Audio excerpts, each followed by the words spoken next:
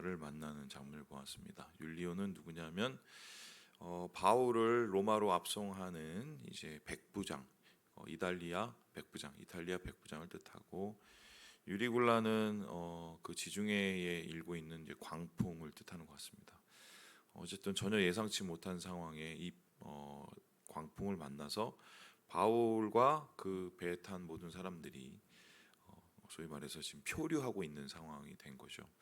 이 상황 속에서 이제 바울은 사실 이 여행을 미리 막았습니다. 왜냐하면은 분명한 좀 뭔가 사인이 있었던 것 같고요.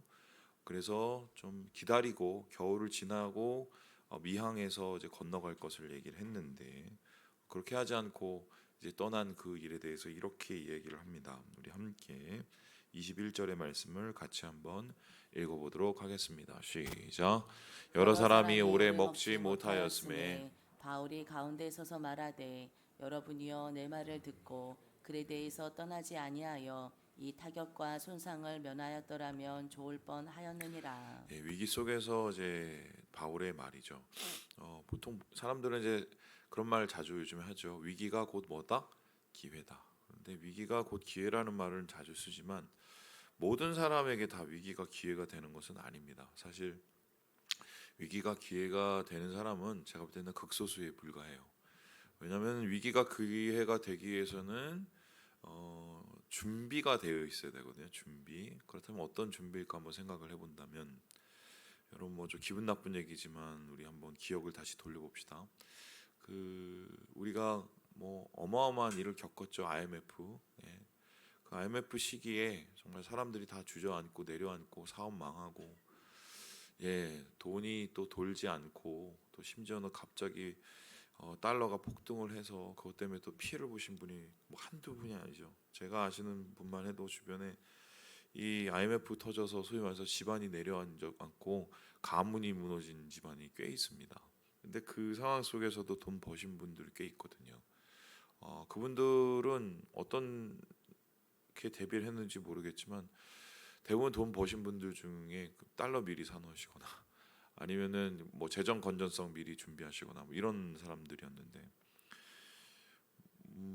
지표를 정확하게 좀 읽을 수 있었던 분들은 이게 언젠가는 터질 그 폭탄이다 뭐 이렇게 생각했다는 것 같아요. 그러니까 이제 그런 것을 했고, 그때 기억나시는지 모르겠지만은 현금 있으신 분들 강남에 돈이 저 완전히 집값이 확 떨어졌을 때 그때 몇 채씩 사서 돈 버신 분 제가 압니다. 있어요. 근데 그렇게 미래를 예측할 수 있는 사람들이 도대체 몇 명이나 되겠습니까? 그리고 뭐 그 경제 지표나 여러 가지 지표를 읽으면서 분명히 몇 년 후에 이렇게 될 거라고 생각하시는 분은 과연 몇 명이나 되겠어요. 그래서 사실 준비하는 것, 예상하고 그 예상치를 가지고 뭔가 대비하는 것, 그거 진짜 상당히 어려운 거고요.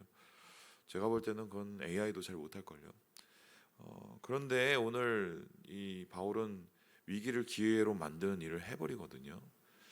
그 해버리는 바울의 그러면 비결은 뭘까 생각을 해보면, 21절 우리가 읽은 것처럼 야, 내 말대로 가지 말지 이런 말은 다 합니다. 다 할 수 있어요. 결과론적인 얘기니까요. 아유 그때 내가 그렇게 얘기했잖아. 그거 내 말대로 했었으면, 그런 얘기는 다 하죠. 그런데 그거는 속을 뒤집어 놓는 얘기지 도움이 되는 얘기가 하나도 아닙니다. 근데 바울은 단순히 여기서 불평 불만으로 그치는 것이 아니라 이것 말고 더 다른 것을 대안을 제시를 하는데, 그것은 위기를 기회로 만들 뿐만 아니라 그 기회를 나를 사는 기회가 아니라 모두를 살리고 예수 그리스도를 전할 수 있는 기회로 만들게 되는 것이죠. 그렇다면은 바울은 어떻게 이러한 이 표류하는 위기, 죽음의 위기 앞에서 사람들을 구원해내는 이 복음의 기회를 만들까? 그 비결은 다음과 같습니다. 우리 함께 24절의 말씀을 같이 한번 읽어보도록 하겠습니다. 24절 말씀입니다. 시작. 바울아 두려워하지 말라. 내가 가이사 앞에 서야 하겠고 또 하나님께서 너와 함께 항해하는 자를 다 내게 주셨다 하였으니. 하나님께서 그 사자를 통해서 바울을 안심시키시고 또 바울의 함께하는 동행하는 사람들도 안심하게끔 만드셨습니다. 그 이유가 뭐냐면은 하나님께서 이 항해 가운데 그들을 지키시겠다고 하셨는데 바울이 누구 앞에 서야 된다고 합니까? 가이사 앞에 서야 된다고. 아직도 전 기억하고 있는데 고형원 선교사님이 이제 예전에 그 북한 사역에 쭉 계속 하셨었거든요. 요즘에는 좀 뜸하신 것 같은데 이제 그분이 자기가 낸 곡이 막 히트를 치고 뭐 또 그 저작권만 받아도 사실 돈을 되게 벌 수 있는 상황에서 일을 계속 쳤습니다. 일을 계속 만들고 그래서 그 당시에 그분이 제가 알기로는 깜짝 얘기 들었는데 그 빚이 4억이 넘었대요. 그 음반 제작하고 또 뭐 무브먼트하고 막 이러고 사람들 모아서 또 그러면은 또 여러 가지 뭐 인건비도 많이 들 거 아닙니까? 그래서 돈을 4억을 자기가 지금 빚을 졌다고 얘기를 하시더라고요. 그래서 저 좀 의외였어요. 그러면서 4억 빚진 사람 치고는 너무 저게 평안한 거죠. 그래서 저분이 왜 저러시나 그랬더니 재밌는 얘기를 하셨는데 아이 기 예, 예 잊혀지가 않아요. 사명자는 죽지 않는다고. 사명이 있으면 하나님이 다 살게 해주신다고 이 얘기를 하셨습니다. 그래놓고 이제 그 사명자를 그 우스갯소리로 어떻게 해석을 하셨냐면 자기가 자식이 4명 있다고 그래서 사명자라고 뭐 이런 얘기를 하셨어요. 근데 저는 뭐 다른 거 말고 그 눈빛이 아직 기억납니다.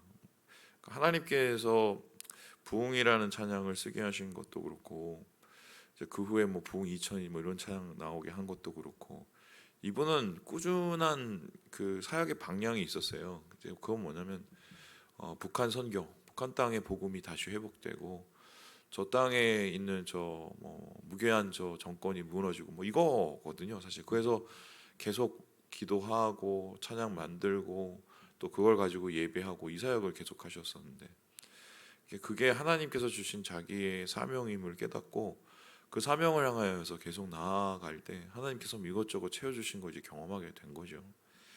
저는 믿는 사람에게 사명은 되게 중요하다고 생각을 하는 게 정말 하나님께서 우리에게 사명을 주시면 우리가 살아가야 될 이유와 또 우리가 오늘 호흡할 이유가 된다고 저는 생각을 합니다.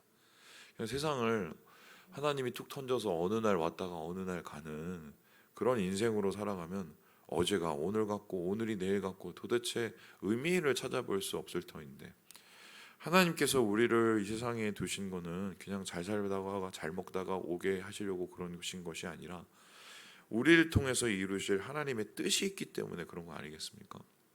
그래서 저는 청년 때도 그렇고 혹은 노년 때까지도 사명을 항상 갱신하고 그것을 재확인하는 게 되게 중요하다고 저는 생각을 하는데 지금 이 바울의 경우도 보면 이렇게 사람들이 다 죽을 표정을 짓고 다 죽는 이야기를 할 때도 절대로 그 눈빛이 흔들리지 않았던 이유가 뭐냐면 그의 마음속에 뚜렷한 사명이 준비되어 있기 때문에 그 사명을 이루실 하나님을 바라볼 수 있었기 때문입니다. 그래서 오늘 위기가 기회로 되는 이 상황 사명자에게 주어진 첫 번째 모습을 우리는 말씀 속에서 찾을 수가 있겠다. 두 번째 우리 이 말씀 속에서 찾게 된 게 무엇입니까? 우리 함께 25절의 말씀을 같이 한번 읽어보도록 하겠습니다. 25절입니다. 시작. 그러므로 여러분이여 안심하라. 나는 내게 말씀하신 그대로 되리라고 하나님을 믿노라. 위기가 기회가 되는 이 두 번째 바울의 비밀일까요? 그거는 너무 뻔하지만 믿음입니다. 믿음. 하나님이 그 말씀을 이루실 거라는 믿음, 하나님이 자기 자신과 함께 하신다는 믿음, 그리고 하나님은 절대로 실수를 하지 않으신다는 그 믿음이 결국 위기를 기회로 만드는 중요한 계기가 되었다. 오늘 말씀 속에서 보게 되는 거죠. 사실 신앙생활 한다는 것은 믿음으로 세상을 살아가는 것이고 교회 생활이라는 것도 결국은 믿는 사람들이 함께 모여서 그 믿음을 서로 함양시켜 나가는 것이지 않습니까?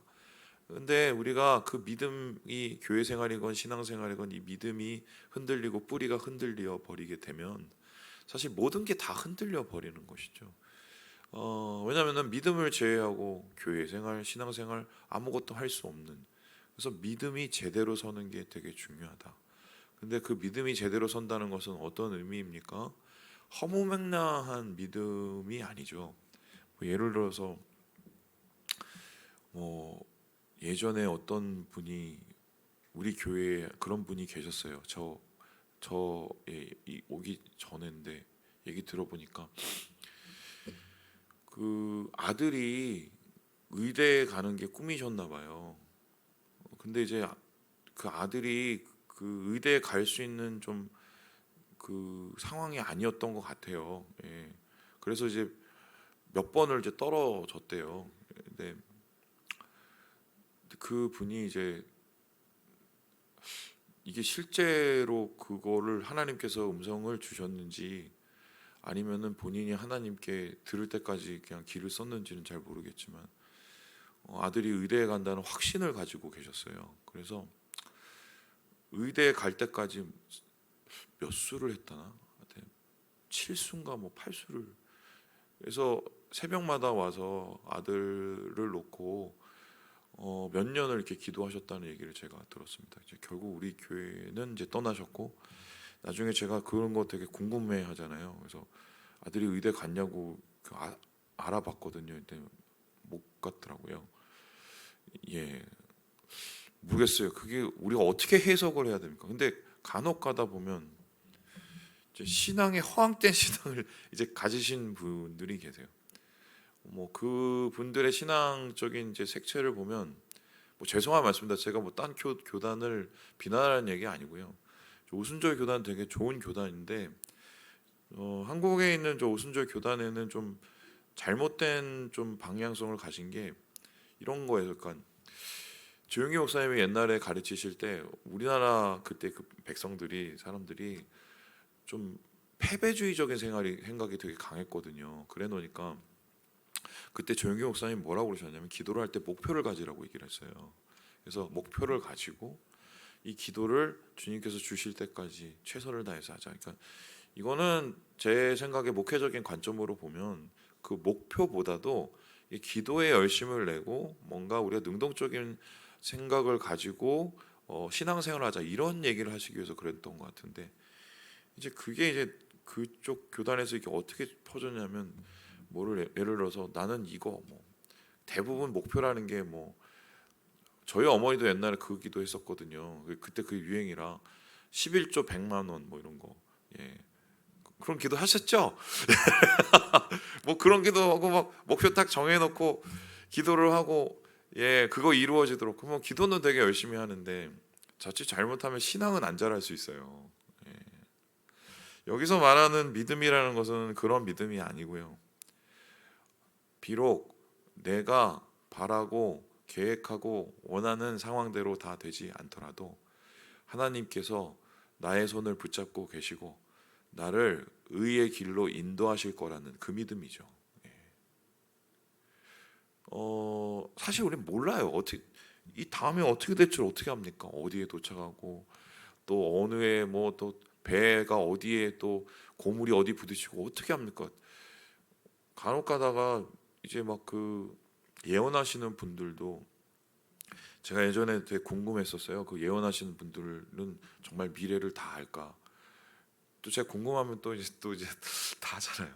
그게 아니더만요. 그러니까 하나님께서 이렇게 방향을 이렇게 딱 주시고 뭔가를 이렇게 비전을 주시면 그 다음의 일은 주님과 함께 채워나가는 거거든요. 그런데 뭐 여기에서 이렇게 되고 저기에서 그런 게 아니에요. 그냥 방향성. 그 방향성이라는 것은 뭐냐면 하나님에 대한 신뢰죠. 사실은 신뢰. 오늘 지금 이 바울은 내일을 알 수 없으나 하나님께서 자기를 함께 하시고 지키시고 이 여행의 끝에 선을 이루신다는 그 신뢰함을 가지고 이걸 이겨낸 거죠. 그러한 믿음의 에너지, 긍정적인 믿음의 에너지가 궁극적으로 자기만 살게 하는 것이 아니라 모두를 살게 하는 뭐 이런 일이 있지 않습니까? 그래서 오늘 기회가 위기 속에서 나타나게 되는 이 두 번째 사명과 믿음을 통해서 얻게 된다는 것입니다. 그리고 마지막으로 이 바울의 이 중요한 게 있습니다. 우리 함께 우리 37절의 말씀을 같이 한번 읽어보도록 하겠습니다. 37절입니다. 시작. 배에 있는 우리의 수는 전부 276명. 이더라. 예, 이 바울과 함께 항해했던 276명의 사람들, 예, 이 사람들 중에서는 죄수들이 꽤 있었던 것 같고요. 그래서 어떤 상황이 되었을 때는 뒤에 읽어보면 어떤 일이 일어나냐면 죄수들을 다 죽이려고까지 했습니다. 왜냐하면 뭐 그 죄수 중에서 미결수도 있었지만 그리고 처분을 받아야 되는 사람들도 있었기 때문에 뭐 감당이 안 되니까 이렇게 뭐 그런 일을 하려고 한 것이죠. 그런데 이제 중요한 게 뭐냐면 하나님께서 왜 이런 일을 주셨냐는 겁니다. 이 일의 끝을 보면은 되게 흥미로운 게 변해요. 어떻게 변하느냐? 여기 43절을 한번 보실래요? 백부장이 바울을 구원하려 하여 그들의 뜻을 막고 헤엄칠 줄 아는 사람들을 명하여 물에 뛰어내려 먼저 육지에 뛰어나가게 하고. 백부장이 변합니다. 좀 전에는 얼마 전에는 바울의 말을 먹같이 듣던 그 백부장이 갑자기 바울을 신뢰하고 바울의 뜻을 받아들이고 그리고 바울처럼 사람에 대한 생명에 대한 좀 뭐랄까요 보존하려는 좀 이렇게 인자한 마음들이 생기죠. 영향력인데요, 영향력. 그래서 이 결과적으로 준비됨이라는 것은 무엇이냐면 저는 선한 마음이라고 저는 생각을 해요. 그러니까 우리 가운데 선한 영향력, 나를 통해서 누군가가 받는 그런 선한 마음, 그 마음이 있으면 하나님께서 아무리 어려운 상황 속에서도 그것을 사용하시고 쓰시지 않으실까. 오히려 지금 이렇게 위기가 되어서 바울이 높여지고 바울의 이러한 생명에 대한 존중하고 영혼에 대한 사랑하는 마음이 백부장과 다른 사람에게 영향을 줘서 결국 이 배는 부서졌지만 이들과 함께한 276명은 하나님 안에서 새로운 사람들로 변화되게 되거든요. 교회가 사실 요래야 되죠. 근데 많이 놓쳤습니다. 사실 교회들이 우리나라가 되게 힘든 시간들 겪어왔고 뭐 코로나 3년도 그랬고 그때 사실 교회가 기회였어요. 우리가 선한 영향력을 좀 행사하고 교회가 어떤 곳인지를 정말 보여줄 수 있는 좋은 기회였거든요. 사실 우리 교회는 그러려고 참 노력을 많이 했는데 그러지 못한 교회들이 꽤 있었습니다. 물론 정부의 처사나 저는 아직도 기억하는데 예배 드리는데 도끼는 뜨고 저 뒤에서 몇 명 왔는지 세보셨던 그분들 아직도 기억하고 있어요. 근데 뭐 그분들은 그러고 싶어서 왔겠어요? 근데 뭐 답답한 거는 분명히 있었지만 그래도 교회는 교회다움을 유지하는 게 맞았다. 저는 그렇게 생각하고요. 바울이 바로 그리스도인의 선함을 유지하고 있었을 때 결국 그 바울을 통해서 276명의 영혼이 살아나고 또한 그리스도인의 영향력이 얼마나 중요한지를 나타내게 된 오늘 이 말씀을 우리가 보게 됩니다. 그래서 뭐 끝으로 이 얘기하고 마치면 예수 믿는 사람은 독해지면 안 됩니다. 주변에 있는 사람들이 아무리 독해도 주변 사람들이 아무리 이기적이 돼도 저도 사실 막 욕 나오고 제 성격 나올 때가 있거든요. 그러다가도 제 마음속에 이제 딱 잊지 않는 말 하나 때문에 다 참습니다.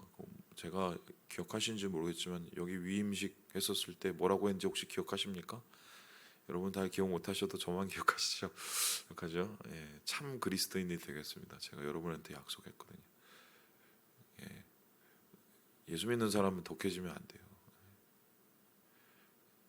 그래야 우리가 위기를 기회로 만들 수 있다. 말씀을 마칩니다. 우리 사랑하는 여러분, 주님 안에서 어려움 속에서도 빛을 내고 영광을 나타내는 오늘 하루를 살아가시를 우리 모든 형제 자매들 되시길 주님의 이름으로 축원합니다.